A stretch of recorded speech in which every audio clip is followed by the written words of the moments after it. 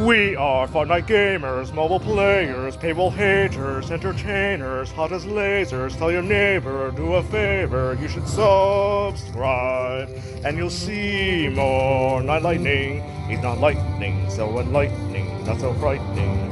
Hit like, and you'll see more. Who farted? He's who farted, not faint-hearted, nor outsmarted. Let's get started. Hi folks, I'm Knightlightnin. And I'm WhoFartd. We are going to be looking at who's hot and who's not of each faction.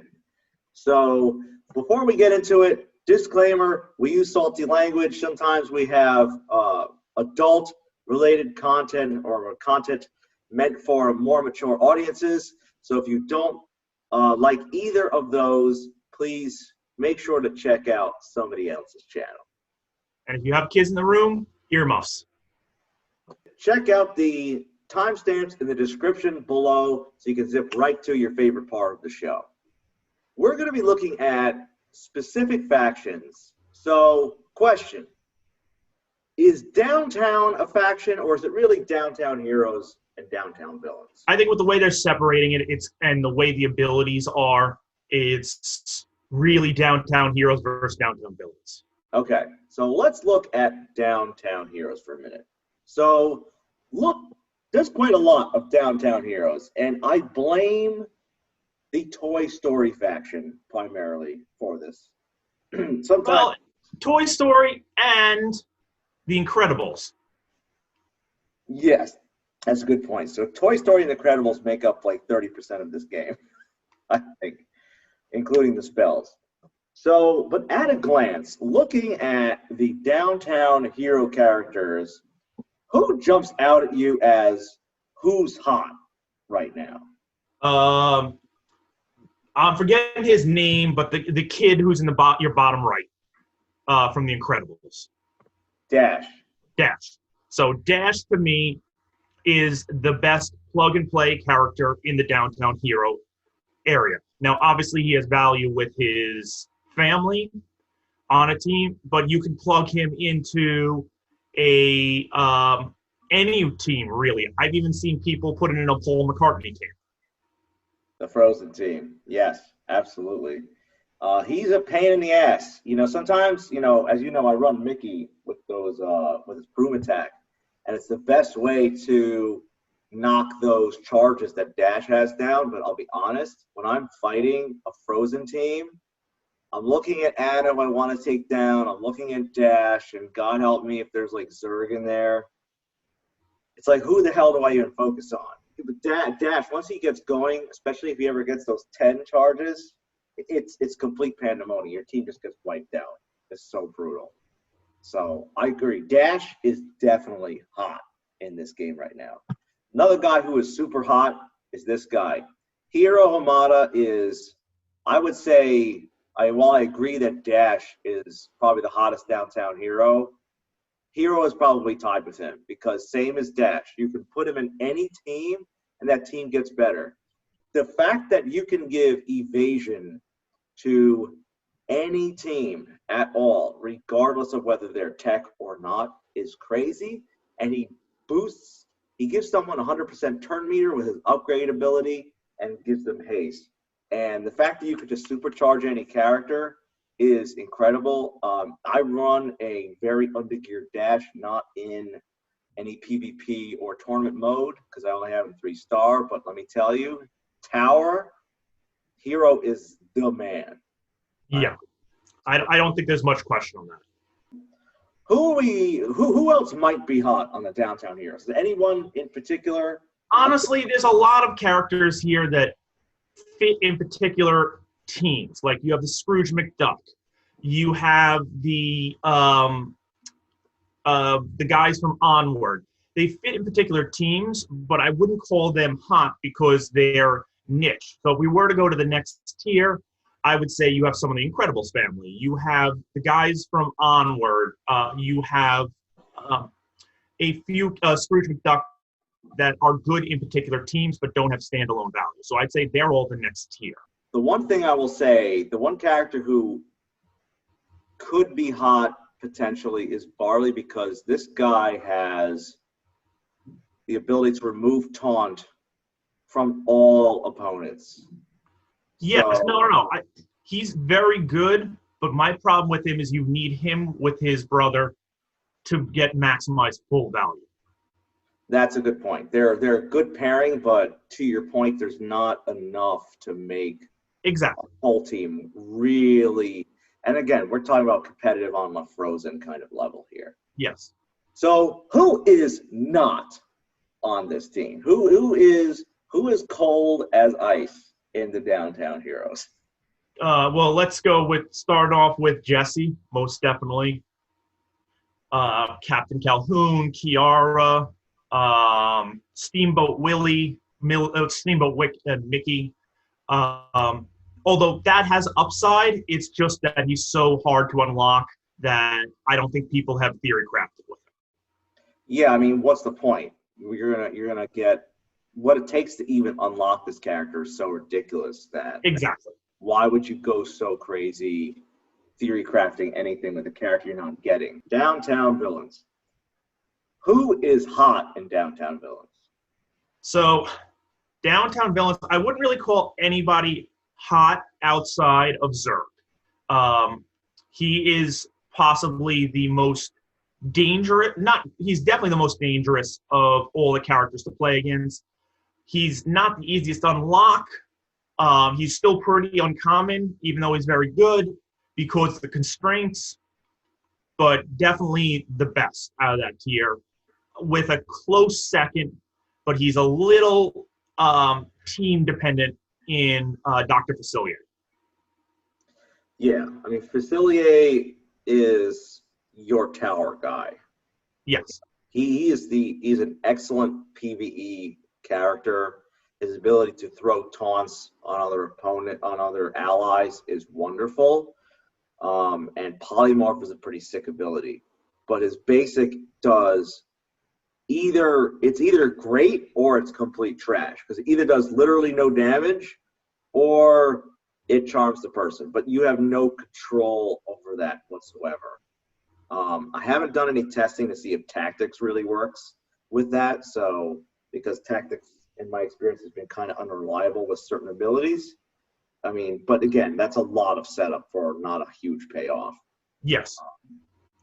Big Bad Wolf, we know, is like the go-to early farmable character for villains in general in this game. Everybody farms this guy, and with good reason, because he's one of the best bangs for your buck. Who is not hot in this list? Let me ask you that. Well, you'd have to probably put in Pete and the two new Toy Story characters. Right. Now, Pete, I get. Pete has a great ability called Get 'em, where he calls people to assist, which is great. But outside of that, he really doesn't do much.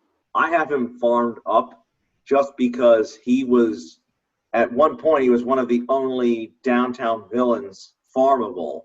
And I wanted to do the Scrooge Money Bin event as well as potentially unlock Zerg. So, he's one of those characters you kind of, at least a while ago, you kind of had to farm.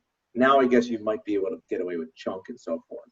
But, yeah, everything I've heard about Big Baby is, when you read the kit, it's kind of cool. Like this special timeout, it only has a 2-turn cooldown, which is really nice. But it's extremely limited use because the stun only works when a character has fear, which is pretty niche. And while Lotso can be interesting, unlocking the dude is not easy. No.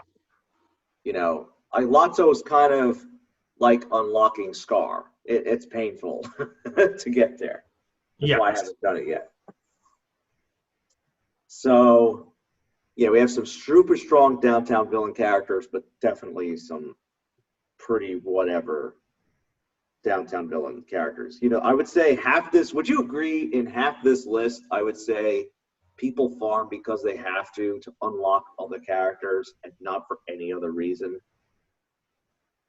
Yeah, I think that's pretty fair. Cool. Let's move on. We're looking at Kingdom. Who's hot? Who's not?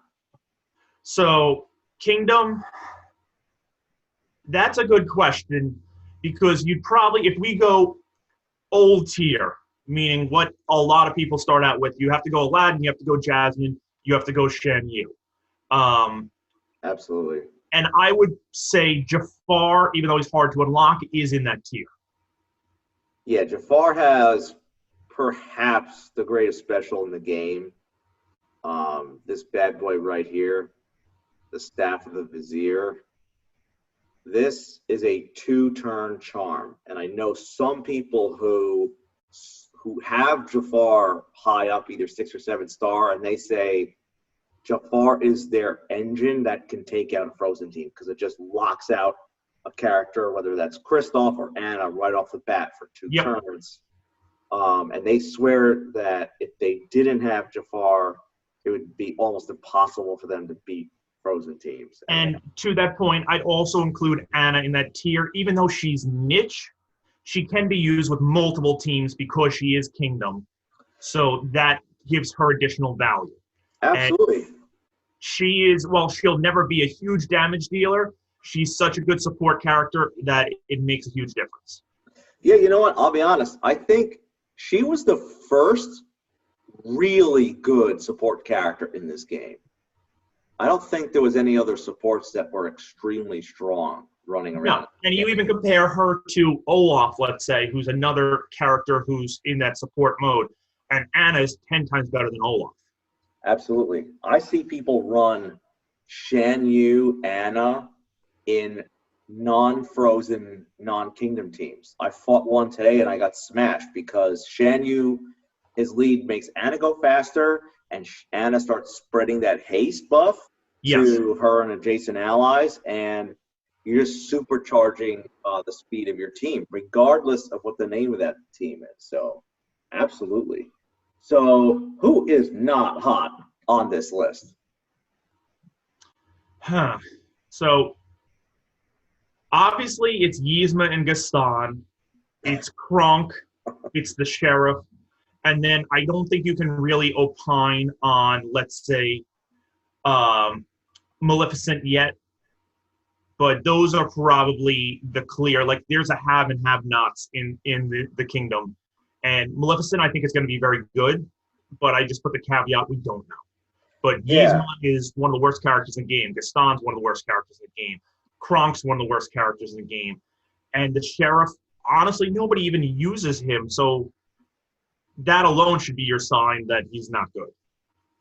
Is Kingdom almost by a median standard the most balanced faction in the game because you have some of the best characters and also the utter gutter trash in this game? I think 100%. I think that's the best way to put it.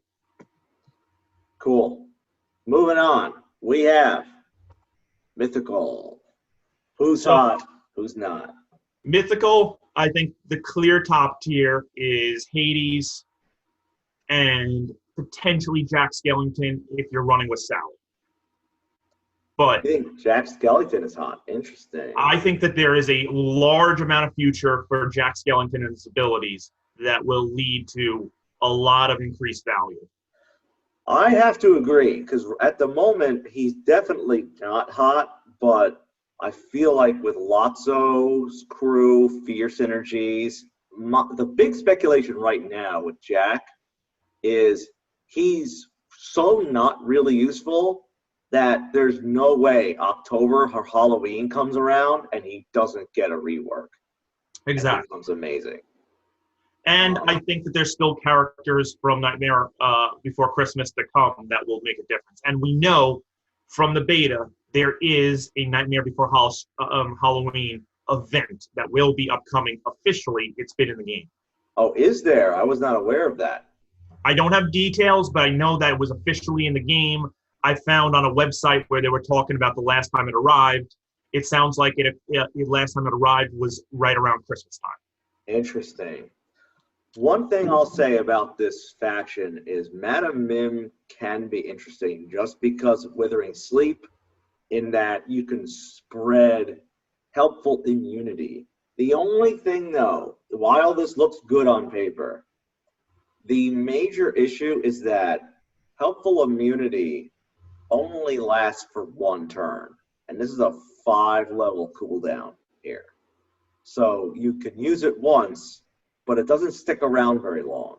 So you need to find other ways of adding time onto that or following up with something amazing. Otherwise, Madam Mim would be like a 1-turn, 1-trick pony. So that's the one reason I would say she's not, she had, like, people look at her, and myself included, have wanted to theory craft with her in terms of, to say, frozen counters, putting helpful immunity on Kristoff, not dealing with taunts and so forth, but it just, the ability just does not stick around long enough. So I would say Madam Mim, while she can be useful for not, for stopping taunts early, with you, when you're dealing with a character like Kristoff who's constantly trying to taunt, it's not that helpful. This guy is probably the most disappointing character in the game to me because he's so cool, and what he does aesthetically is very cool. He summons a cauldron, he gets things going and all this stuff, but it's all complete garbage. It is useless. I mean, what am I missing here? Look at this. He summons the black cauldron, and it gives him some bonus damage, which is cool. But when the cauldron disappears, he actually takes damage. And you don't see it here in his passive, but if you look at the summoned ability right here, Rise Cauldron Born, okay? The cauldron has health. It does a little bit of damage. This does not do that much. It purchased some helpful effects, which is fine. But look at this. Read this part. Deal up to 54 damage. Again, this is the unlocked level 1 ability. So that scales up.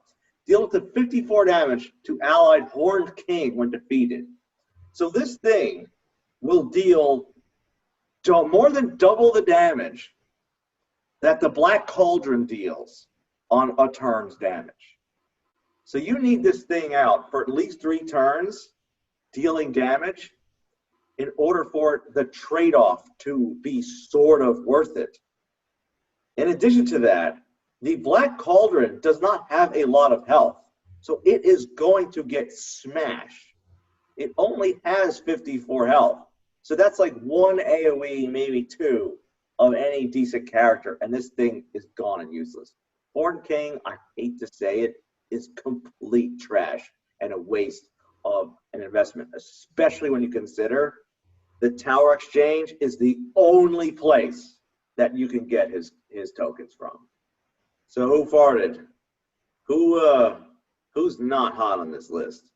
Well, I think you hit on the Horned King. I think you hit on the most important thing with him. I would say the Queen obviously is not that great. Manticore has some value.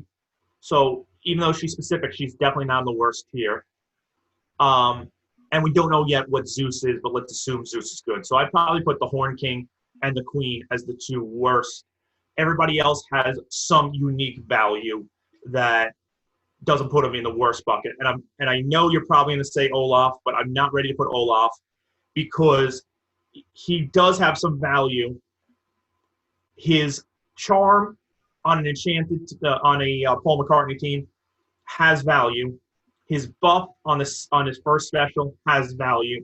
So it's not like he's unusable, and it's not like he brings down the team. He's just not the optimal character for it.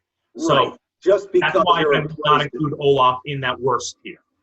Right. Just because you're replacing Olaf with Dash doesn't make Olaf completely terrible. It's kind of, the way I look at it, it's kind of like if you're getting an ice cream sundae. He is the mint chocolate chip of ice cream, where like certain people like them, most people don't, and most people would prefer to put vanilla or chocolate ice cream instead of mint chocolate chip. You know, it's funny because you and your best friend in real life, their favorite ice cream is mint chocolate chip. So to me, mint chocolate chip would be Hades. Mint chocolate chip is hot. I just gotta say that for the record. Okay, moving on. We have a faction that has completely changed from 3 weeks ago. So I think we should start with the worst because it is such a have and have not here in the dichotomy between the two groups that Right. it is Tinkerbell, it is Hook. They are the worst, unquestioned. And that includes the rework or refresh or whatever you want to call it. They improve some. They're now not useless, but if we look at the two tiers, it's definitely everybody else and those two. And Yeah. I would say the mid tier is clearly Ariel. She has some value. She's not in the worst, but she's not on the level of the other ones. Now, it's funny because I want to say a few videos ago, we were going over different characters, and this was actually on your biggest regret in the game at that time. This was before Stitch came in. This was before. So that's the thing that changed my opinion some, is because she's needed to do certain Oceanic things, because it's going to be too long before I get Gantu, before I get Cobra Bubbles, before I get Moana, before I get Stitch, before I get a higher level Davy Jones. So that's the only reason why I put Ariel mid-tier right now. Otherwise, I think everybody else is clearly our top tier. I have to agree. Gantu and Cobra, I'll be honest, the four, I can't speak to Stitch because I fought him once, but his kit looks good. But in terms of the actual farmable characters, Gantu, Moana, Cobra Bubbles, and Maui are all really solid. And Moana's ability to just throw a taunt on someone who's not a tank is wicked. Cobra's might be the best support in the game along with Anna. And Gantu is really cool, who is a tankier character, but who counterattacks pretty frequently. Really interesting, fun kits. So I would definitely say Cobra Bubbles and Captain Gantu along with Moana are like the super hot characters in this game right now. Agreed. Tinkerbell, Hook, to your point, it's a sad thing. Maybe if Peter Pan comes in this game, Tinkerbell's kit would get reworked. I mean, the one thing I will say about Hook is they changed one ability where this thing now calls Oceanic characters to assist, which can be great, but again, to your point, a lot of the Oceanic characters are not super farmable, and if we were looking at tons of 7-star tier 6 teams, maybe Hook would be looked at a little more favorably, but that's just not the case right now. Moving on, we got Wilds. So, I mean, this kind of almost a no-brainer of who's hot on this team. Yes. No, I think it's pretty clear that if we were to go the elite who's hot tier, it's Elsa, it's Kristoff, it's Sven, and you could maybe put Mordu in there, depending on the team you're running. And there's potential for both Simba and Scar to hit those tiers. They're just not quite. It's not easy to farm those two guys to the point where you can really use them. So that's the only reason why I don't put them in the elite tiers. Yeah, I absolutely have to agree. And you know what's crazy is I see people with 7-star Kristoffs running him in non-frozen, not even Sven teams. I've seen him in Kingdom teams, and let me tell you, I've used him in a Kingdom team. He wasn't quite geared to where he needed to be for me, but I saw the potential. So I've been working on him. And just so people know, what people will do is Kristoff will taunt, or if before Kristoff can get off of his taunt, someone if running Kingdom hybrid will have Jasmine summon Raja, and then Kristoff can start his taunts because Jasmine can move a lot faster than Kristoff. Again, in a non-frozen team. But here's the one thing that people forget. Yeah. Kristoff, for his Gear 6, has 2 speed gears. So he gains a lot on Tier 6. Interesting. So if you look at his top left and his mid left, they're both speed. That is. So +5 speed there and +5 speed there. Wow. That makes a huge difference. That was a game changer once I had realized that. And you add a speed crystal on him now, and he's now not going to go before Shan Yu or Aladdin if you're using him in the Kingdom team, or Jasmine, but he's not going to be BBW. Well, that's really interesting. That's really interesting. And I'd say that the crazy thing with Kristoff is that his cleanse, his passive is such a pain and such a bitch, and I think it's broken, honestly. I think the devs made one big mistake in this game because Kristoff summons trolls, and there's a lot of mechanics. There are spells that summon things to the field, like the Cauldron or Trigger's Tower, Bucket of Soldiers. There's other characters like Scar who also summon characters. And this thing, if defeated teammate, on teammate defeat, cleanse all harmful effects on this character, extend duration of helpful effects. So the fact that a troll can die, Trigger Tower can die, the Bucket can die, the Cauldron can die, Hyenas could die, you name it, over and over and over again, he's constantly getting help, all harmful effects. The fact that Kristoff constantly gets to purge all harmful effects and gets to extend the duration of all helpful effects, not when a major character dies, but when any trash summoned character dies, is completely ridiculous. Agreed. So, okay. Who is not hot in Wilds? This is also pretty easy. It's Rafiki, it's Merida, it's Hopper, it's Shao Kahn, it's Baloo, and I don't put Pocahontas in there, but because she is near impossible to unlock, I will say that I withhold my view on her. Yes, you can now farm her. I know people are going to say that, but it's only recent, so it's not realistic unless you're completely wailing out that you would have her yet. I think she's got some spells that have potential, so I withhold any views just yet. Yeah, I mean, I've heard good things about Shere Khan, but you know he is a hard farm. So the thing you have to look at is not just whether a character is good, but how good are they compared to how difficult they are to unlock. Because even if Shere Khan is solid, if he's a complete nightmare to farm, how much is it worth putting that kind of time and energy investment and resource? So there is an economic theory that essentially focuses on the amount of time to produce X product versus the value, okay?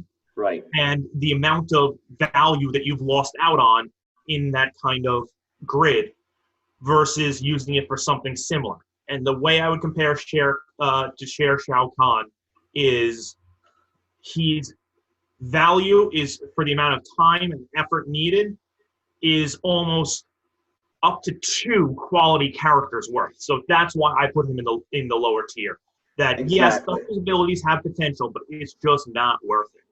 Exactly.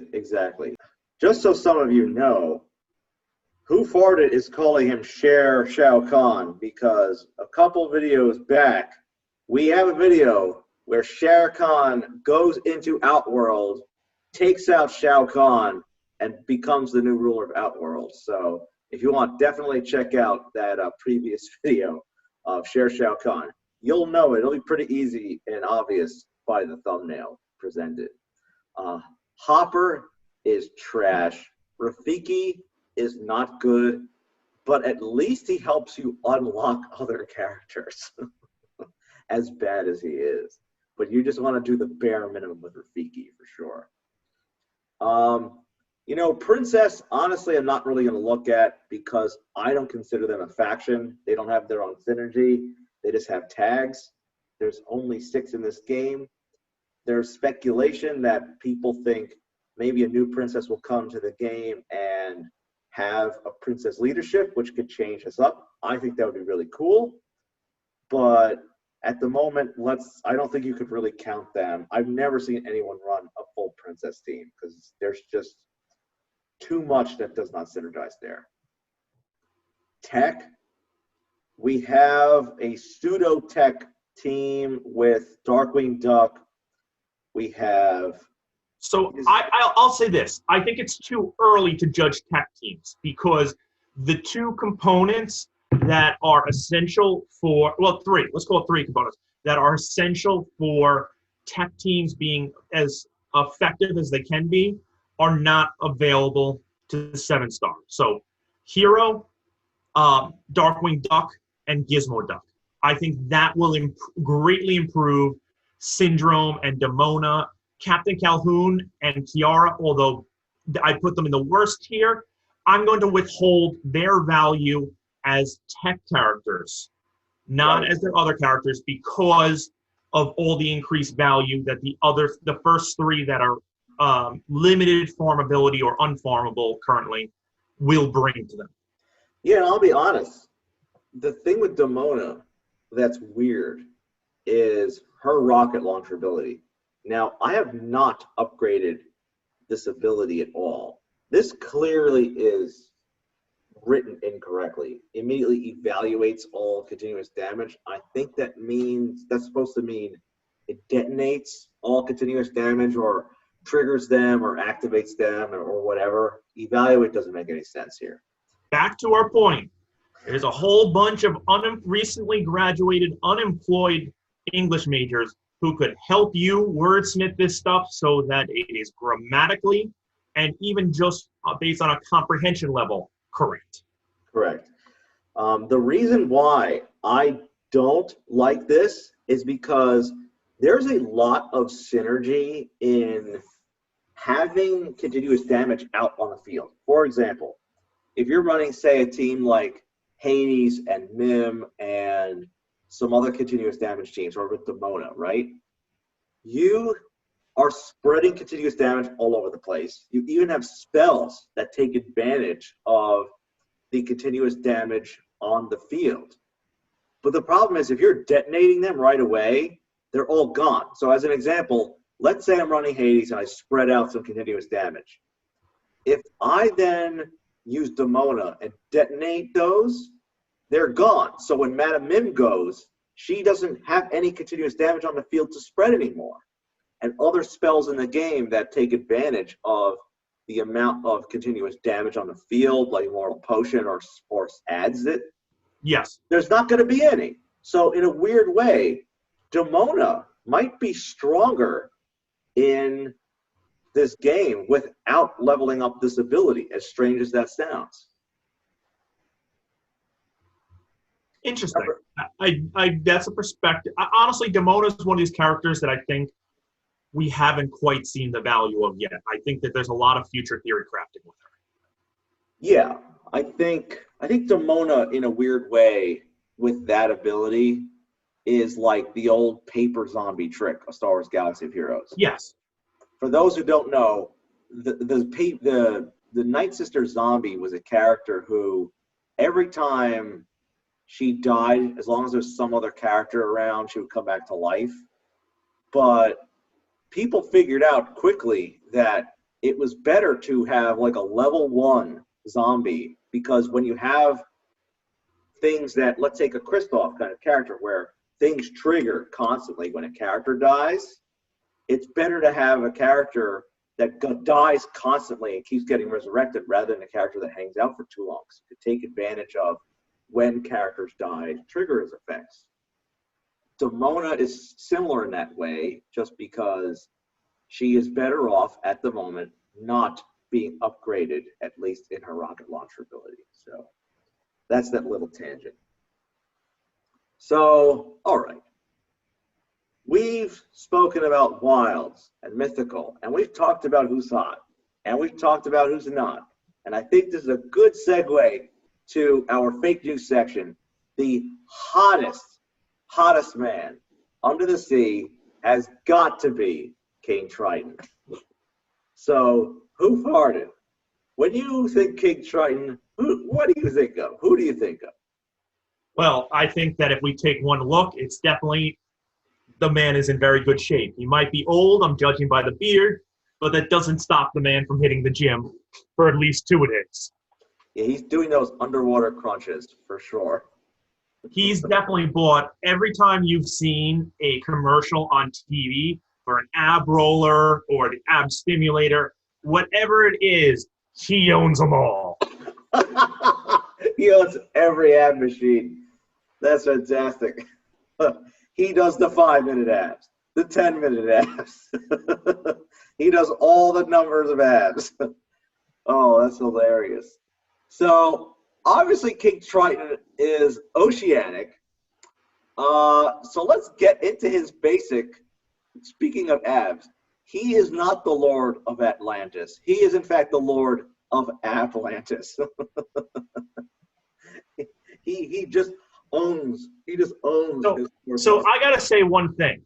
You know, it's a little unfair. Like you or I hit the gym. He gains an extra day that we don't. We have leg day. He never has to worry about that. So it's a little unfair. He's got more time for the abs. That's true, and perhaps it is easier to do crunches with the flipper fishtail. I'm just wondering, is the resistance less in the water? That's easier. Like maybe he's more effective. Maybe we're missing out on something. Maybe Triton's got something that we don't know about. Or maybe because water is naturally resistant, to do a crunch underwater, you're using, while you don't have as much gravitational resistance, you actually have physical barrier between, say, your chest and your legs. So perhaps the whole under the sea notion is all an ab exercise. I'm telling you right now, right after this, I'm calling up QVC and I'm selling a big bucket of water and just doing crunches in there and being like, this is the latest fitness craze. It's the Triton workout. Yeah. Is it summertime? Are you hot and you want to look good for the beach? We recommend having a deep dive under the ocean. You can have your own personal workout with King Triton, who is just shredded. Oh man. So what does this basic do, Lord of Atlantis? I mean, does he call people from the other team over on his side to do crunches with him and just waste their turn? I'm thinking 2 things occur. 1, if there's any females, or let's call it admiring males, on the other team, they immediately get charmed when he kind of does the abs showing off. Yes. And 2, he creates a small barrier just with his abs, where if an enemy attacks, it bounces off the abs and it hits for a percentage back on them. So he charms and gains an ab shield. Yes, exactly. I love it. That's hilarious.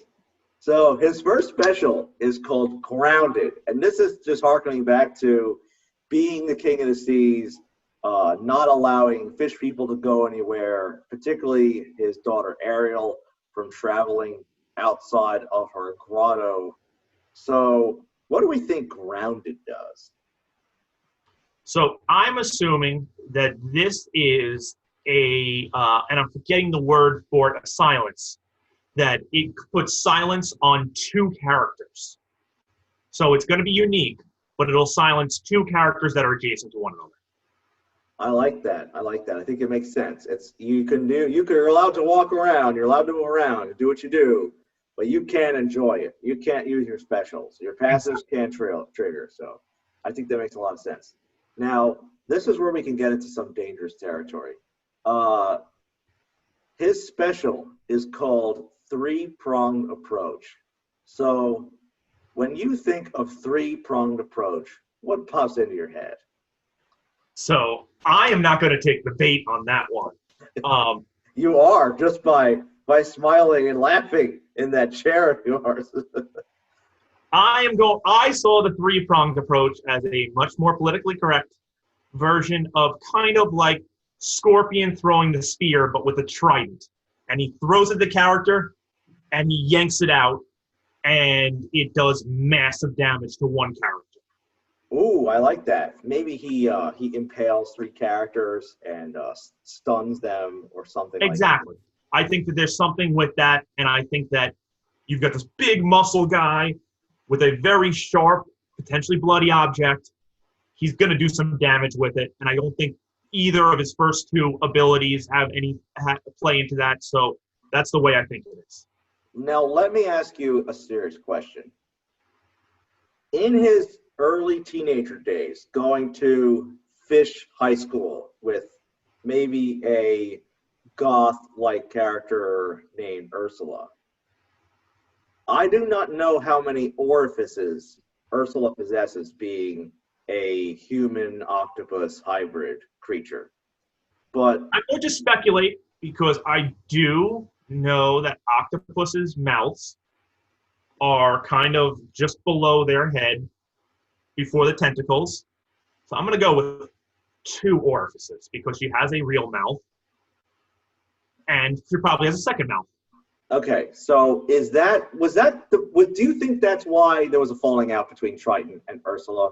Is that he was looking for a special kind of woman that would allow his 3-pronged approach, but she could only hold up to 2? Oh God, I finally got what you meant. I thought you were going for something different. Yeah, you gave me the setup perfect. with your 2 answer. Maybe that's why there's so much heat between. I give a biologically based real answer, and you just take it the other way.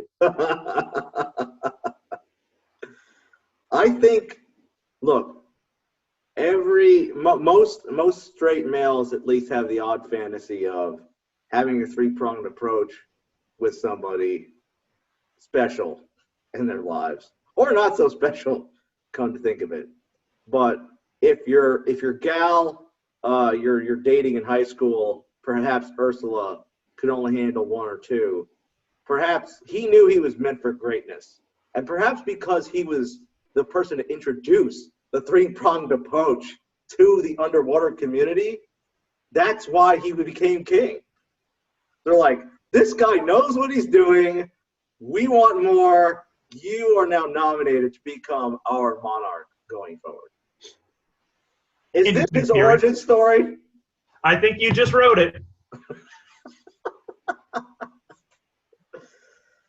So his passive ability is called Constant Supervision. We got a picture of Sebastian here, and this again is calling back to the Little Mermaid movie where he appoints people to watch his family and those he cares about. So what do you think? I'm thinking maybe Sebastian is summoned to the field and grants shield as a protective force around a particular character.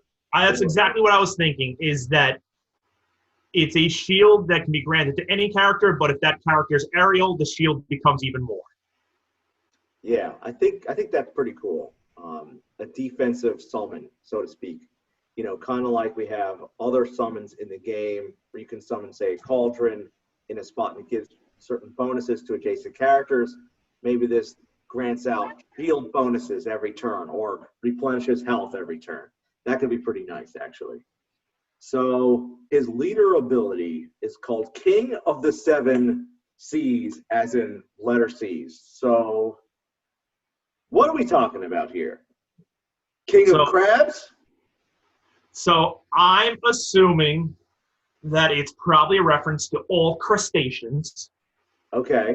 Ooh, interesting. But I was expecting the leader ability is to be the ultimate Oceanic, and that he buffs both the attack and defense based on his King of the Sea abilities for all Oceanic characters. I like that. I think in our image, we have King Triton piercing his name and dealing some bleeding damage. So the way I think of bleeding damage in this game is like continuous damage.